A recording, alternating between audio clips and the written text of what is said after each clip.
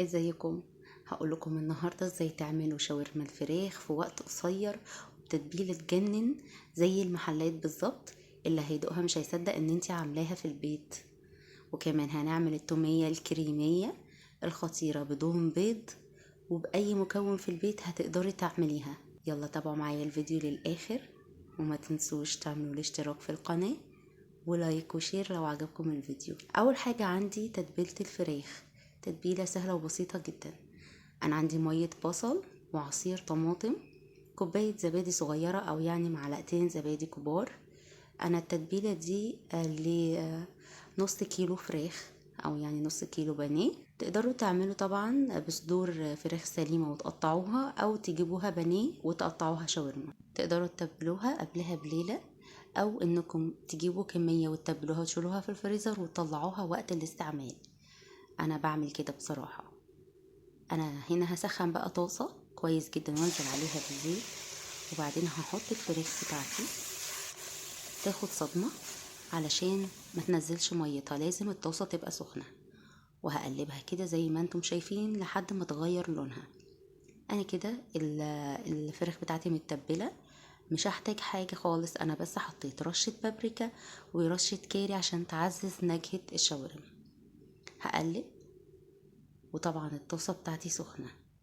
اول ما تيجي تدخل في السوا هوطي عليها. بعد كده هنزل البصل بتاعي متقطع شرايح. هقلب البصل مع الفراخ كويس قوي وافكه كده من بعضه، وهسيبه مع الفراخ لحد ما يشربوا السوائل اللي نزلت من الفراخ. وبس كده. هنزل بقى بالفلفل بتاعي. الفلفل هنا تقدروا تنزلوا بالفلفل اللي تحبوه. انا حطيت فلفل الوان، تقدروا تنزلوا بفلفل اخضر بس او الوان او ميكس يعني اللي تحبوه. وهقلب. هندوق الشاورما الاول قبل ما نحط اي ملح لان احنا حاطين ملح في التتبيله. اما نلاقيها محتاجه ملح هنحط بس ملح بسيط عليها. هنا انا هحضر صينيه او طاجن بايركس زي ما انتم شايفين، واحط فيه الفراخ وهحطها تحت الشوايه بتاعه البوتاجاز.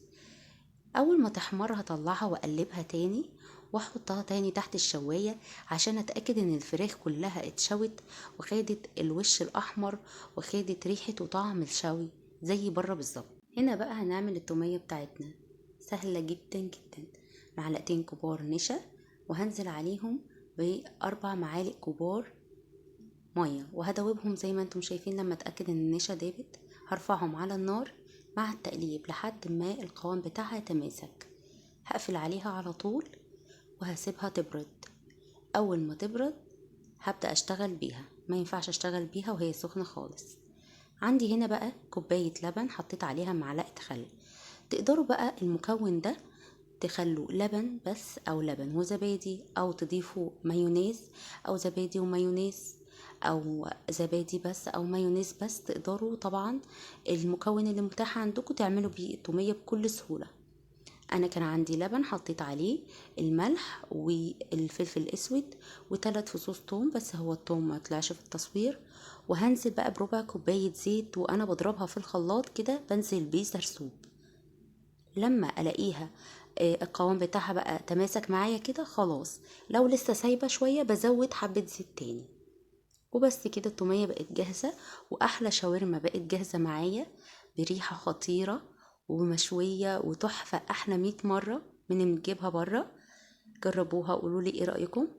تقدروا تعملوها طبعا في سندوتشات عيش سوري او عيش فينو، بتبقى خطيره في الحالتين. بالهنا والشفا مقدما للي هيجربها. اتمنى لو جربتوها تكتبولي في الكومنتات، واتمنى تعملوا لايك للفيديو وشير لو عجبكم الفيديو.